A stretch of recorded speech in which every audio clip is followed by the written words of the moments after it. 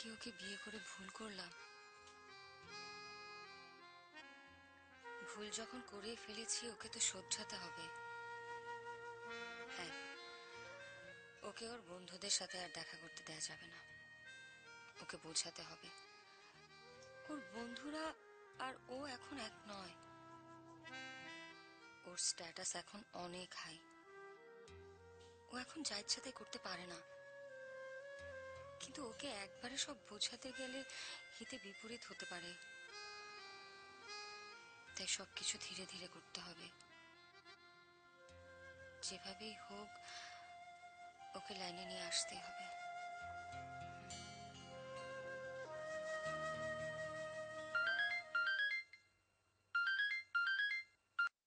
কি ব্যাপার অপু, এত রাতে?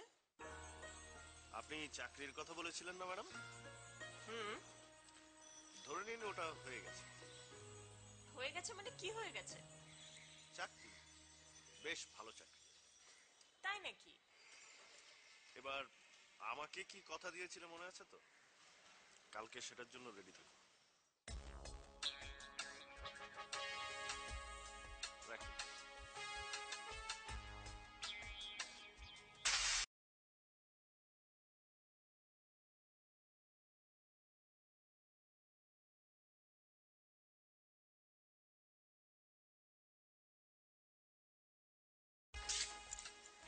Good morning. সরি, আচ্ছা আমি বলছি আর এরকম করে না। আচ্ছা ঠিক আছে। আচ্ছা শোনো না, আমি কি কাল খুব বেশি মাতলামি করে ফেলেছিলাম? না, খুবই অল্প। এতই অল্প যে বাবা পর্যন্ত জেগে উঠে এসেছে। কি বলছো? বাবা জেনে গেছে? হ্যাঁ, বাবা নিজে ওয়েট করছে। ফ্রেশ হয়ে এসো।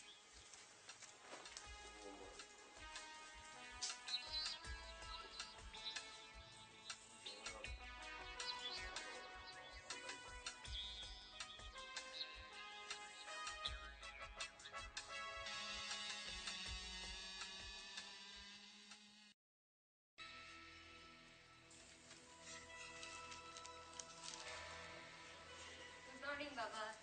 মর্নিং। আয় বস। হেলাল উঠেছে? হ্যাঁ উঠেছি বাবা। আমি তোদের জন্য ওয়েট করছিলাম, ব্রেকফাস্ট করব। চলে আসবে, এক্ষুনি চলে আসবে। Good morning Helal. Good morning. বসো। আমি তোমার কথাই ভাবছিলাম, মানে তুমি আমাদের কোম্পানিতে জয়েন করার ব্যাপারে কতটা কেপাবল। বাবা আমি পারবো, আপনি আমাকে দায়িত্ব দিয়ে দেখুন আমি পারি কিনা। দেখো, তোমার মধ্যে কনফিডেন্সের ঘাটতি নেই এটা আমি জানি, কিন্তু ওভার কনফিডেন্স মানুষের জন্য ভালো কিছু বয়ে আনে না। মুশকিল কি জানো, তুমি এখন যে স্টেজে আছো তা খুব সহজেই পেয়ে গেছো। আমি কিন্তু এত সহজে এখানে আসতে পারিনি। জীবনে অনেক কাঠখড় পুড়িয়ে আমাকে এখানে আসতে হয়েছে। সেই জন্য আমার ধৈর্য ছিল, পরিশ্রম ছিল, কঠোর সাধনা ছিল, সর্বোপরি সততা। তুমি কি আমার কথা বুঝতে পারছো? জি। সেসব কি তোমার মধ্যে আছে বলে মনে করো? জি আছে। ভালো করে ভেবে উত্তর দাও। অনেকেরই হঠাৎ একসঙ্গে অনেক কিছু পেয়ে গেলে তার মাথা বিগড়ে যায়। তোমার মধ্যে কি এসব কিছু নেই? বাবা, কালকের ঘটনার জন্য আমি আন্তরিকভাবে সরি। তুমি সরি বলেছো, আমি খুশি হয়েছি। একটা কথা মনে রেখো, তুমি এখন এই পরিবারের অংশ, আর আমি তোমাকে মেনে নিয়েছি আমার মেয়ের সুখের জন্য। আমার মেয়ে যদি কারোর জন্য অসুখী হয়, তা সে যেই হোক, তাকে কিন্তু রাস্তায় ছুঁড়ে ফেলতে আমি দ্বিধা করব না। Mind it.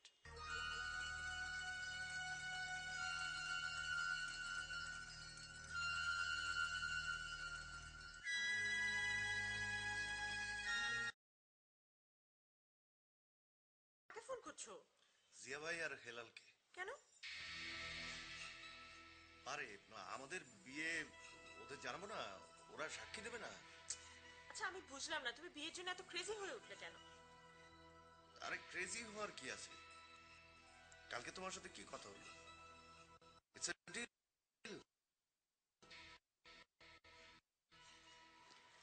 বিয়েটা কোনো ডিল নাও। এত বড় একটা ব্যাপার আমাদের লাইফের, আমরা কেন এভাবে লুকিয়ে করব? আমাদের বাবা মা আছে না, তারা কথা বলবে, তারপর সব হবে। তুমি সেভাবে আগাতে চাচ্ছ? ঠিক আছে, আমার মাকে আমি কালই ঢাকায় আসতে বলছি। আমি একটা জিনিস না কিছুতে বুঝতে পারছি না, এত তাড়াহুড়োর কি আছে? এই তো বেশ আছি। তো এত ঘুরিয়ে পেঁচিয়ে না বলে এটা সোজাসুজি বললেই তো পারো যে আমাকে তুমি বিয়ে করতে চাচ্ছ না। ওকে, আমরা বিয়ে করলে তুমি হ্যাপি? কেন, তুমি হ্যাপি না? প্রশ্ন সেটা না, আমি যে প্রশ্নটা করেছি সেটার আনসার দাও। হ্যাঁ, হ্যাপি। ঠিক আছে, তাহলে আজই বিয়ে হবে, কিন্তু আমার একটা শর্ত আছে। কি শর্ত? আমাদের বিয়ের কথা কেউ জানবে না। মানে? মানে আমরা আজকে কাজী অফিসে গিয়ে বিয়ে করব, কিন্তু এই বিয়ের কথা আমি আর তুমি ছাড়া পৃথিবীর আর কেউ জানবে না। কেন জানবে না? কেন? এখন জানবে না, কিছুদিন পরে খুব ভালো একটা সময় দেখে পরিস্থিতি বুঝে আমরা আমাদের ফ্যামিলিকে জানাবো। বেশ, তাই হবে। Let's go.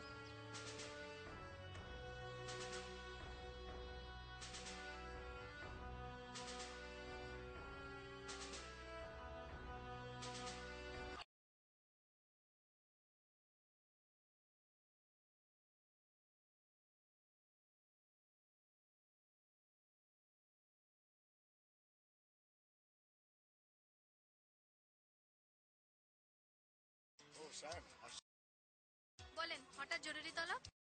আরে বলবো বলেই তো অস্থির হচ্ছ কেন? গতকাল আমি কিন্তু আপনাকে জিজ্ঞেস করেছি আমাদের হবু ভাবি কেমন আছে, আপনি কিন্তু কথাটা এড়িয়ে গেলেন।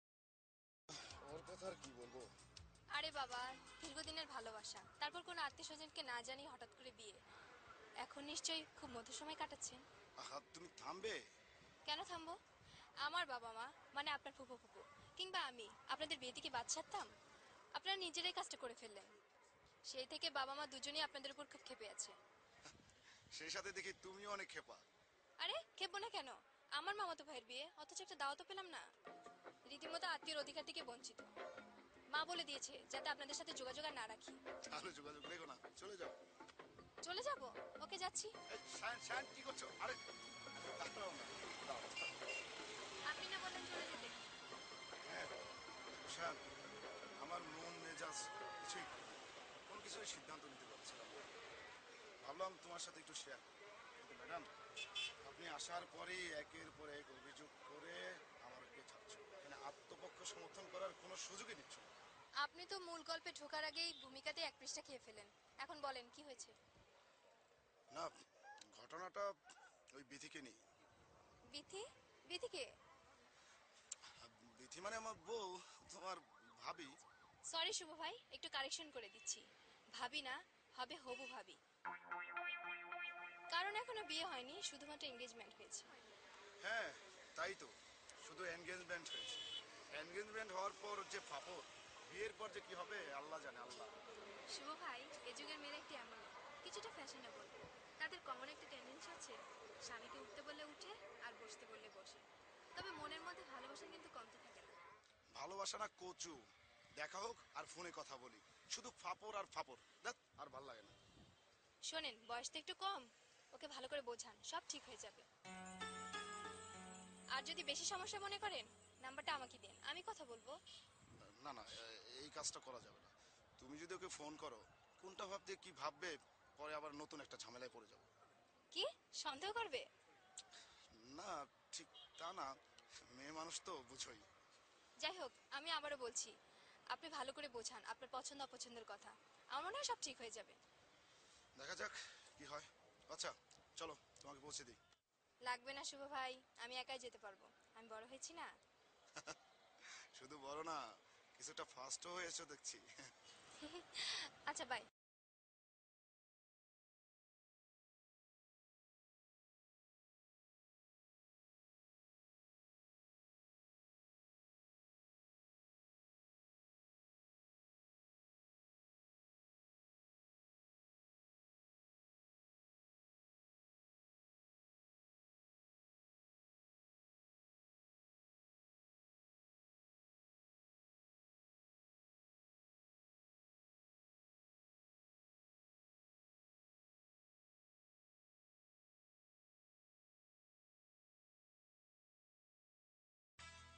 চাইলে থাক। থাকবে কেন? শোনো, আমি তোমার প্যাচাল শুনতে পারবো না। দুদিন পর পর তুমি আবারও সেই সেম প্যাচাল শুরু করবে, তার থেকে ভালো ঝামেলাটা একবার শেষ। এটা তোমার কাছে ঝামেলা মনে হয়? ভয়টা থাকবে না। না, আমি কোনো ভয় থেকে তোমাকে বিয়ে করতে চাচ্ছি না। আমি তোমাকে বিয়ে করে আসলে দেখতে চাই আমাদের ভাগ্যটা চেঞ্জ হয়, না চাইলেও করবে। জি, আপনাকে জোর করে ধরে নিয়ে যে কাজে অফিসে গিয়ে বিয়ে করবো।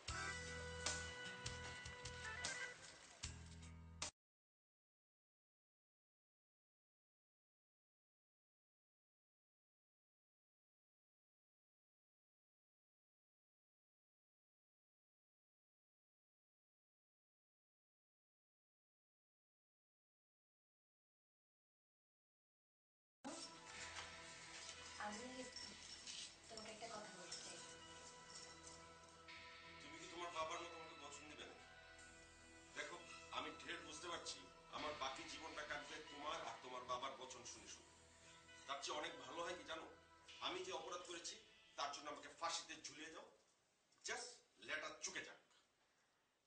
আমি ও ব্যাপারে তোমার সাথে কোনো কথা বলতে চাইনি। বাবা তোমাকে যে কথাগুলো বলেছে, আসলে আমি ভাবতেও পারিনি বাবা তোমাকে এইভাবে কথাগুলো বলবে। তুমি যদি বাবার কথায় হার্ট হয়ে থাকো তাহলে আই এম সরি। আচ্ছা, কি বলবা বলো? থাক, বলবো না। আহা, বলো না। আসলে আমার খুব খারাপ লাগছিল তোমার বাবার কথাগুলো শুনে। আর যদি তোমার নিজের বাবা তোমাকে মাতাল অবস্থায় দেখতো, সে কি চুপ থাকতে পারতো বলো? নিজের বাপ আর শ্বশুরের মধ্যে অনেক পার্থক্য আছে, বুঝলা? বাপ আর শ্বশুর এক জিনিস। পার্থক্য ভাবলেই পার্থক্য আছে, না ভাবলে নেই। আচ্ছা ঠিক আছে, সরি। এখন কি কি বলবা বলো? বলতে পারবো না, আমার মুড নেই। আচ্ছা শোনো না, আজ তো ইচ্ছা ছিল তোমাকে নিয়ে আমি বাইরে বেড়াতে যাব, কিন্তু ওইদিকে তোমার বাবাকে বলে ফেললাম যে অফিসে যাব। এখন আমি কি করব? অফিসে যাও। তুমি কি করবে? কি আর করবো, বাসায় থাকবো। দেখো, আমার কিন্তু অফিসে মন টিকবে না, কাজে গোলমাল হবে। ইয়ারি করো না তো, অফিসে যাও। তুমি বেরোবে বিকেলে আমার সাথে? না। তাহলে আমি আজ অফিসে যাব না। কি শুরু করলে তুমি? তোমার বাবা কিন্তু বলেছে যে তার মেয়েকে সুখী না করবে তাকে সে রাস্তায় ছুঁড়ে ফেলবে। আমি এত বড় রিস্ক নিতে পারবো না। তোমাকে অসুখী করে আমি অফিসে যেতে পারবো না।